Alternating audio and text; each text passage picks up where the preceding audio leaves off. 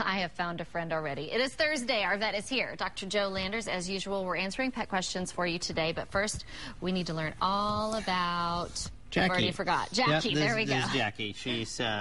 they thought she's kind of a Cingy cross. I think she's a Corgi and a Beagle.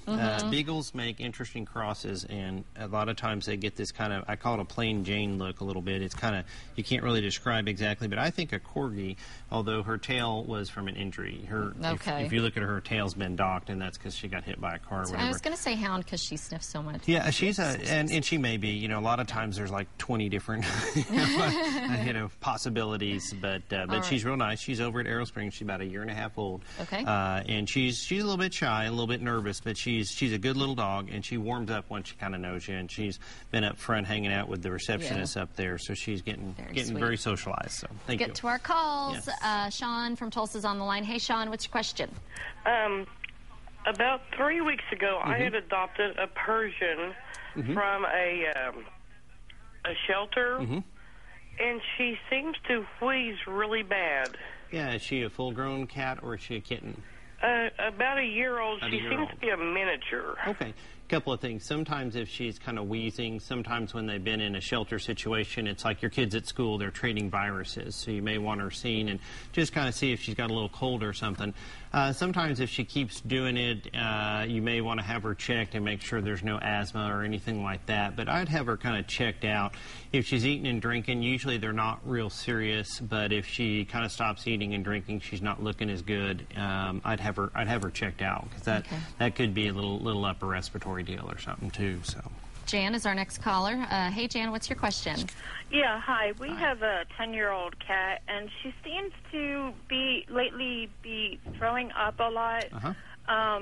When she gets really hungry, she goes to her bowl and she eats a lot. But we tried putting like golf balls in the dish, so she slows down eating. But she still throws up. Yeah, generally, if she's been a non-thrower-upper, because cats can throw up occasionally, once a week, twice a week, and honestly be a hairball, a cricket they ate. But if she's generally not been a thrower-upper, what I'll tell people is you might want to have that checked out to see about her weight. Make sure that if she's real hungry and she wants to eat a whole lot, that is not something like a thyroid problem, a diabetes problem, inflammatory bowel disease or something, because that doesn't sound quite right. And especially if she's been indoors without a lot of parasites, you kind of wonder, because that just doesn't sound quite right. So she may need to be checked out. Thrower-upper, I like that one. Yeah. That's a nice one, That's Sherry. very technical. Yes. Sherry's on the line next. Yeah. What's your question, Sherry? I have a 6-year-old female black lab who will eat anything. Yes. And so I was wondering, and I'm sure a lot of people wonder what dogs can't eat. Oh yeah. As far as if they're going to eat people food, if that's your question, usually what I'll tell people is they're going to do that. Fruits and vegetables, they're actually omnivores like us. They can eat meat, but they're truly not carnivores. And fat, they don't digest as well. We as primates we just digest fat really, really well. So what I'll tell people is like carrots. Sometimes you can do a little banana or apple. I stay away from grapes. There's just kind of a weird deal with grapes, so we don't do grapes very much. But pieces of apple or pears or carrots, broccoli. Most dogs don't like lettuce.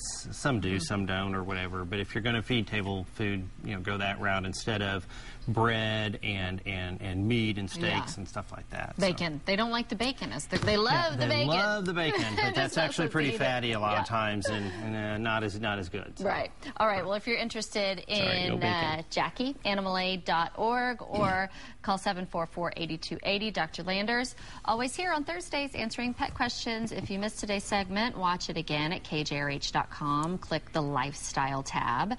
You can also learn about other pets who need homes and find out more about Dr. Joe's place, Heritage Veterinary Hospital.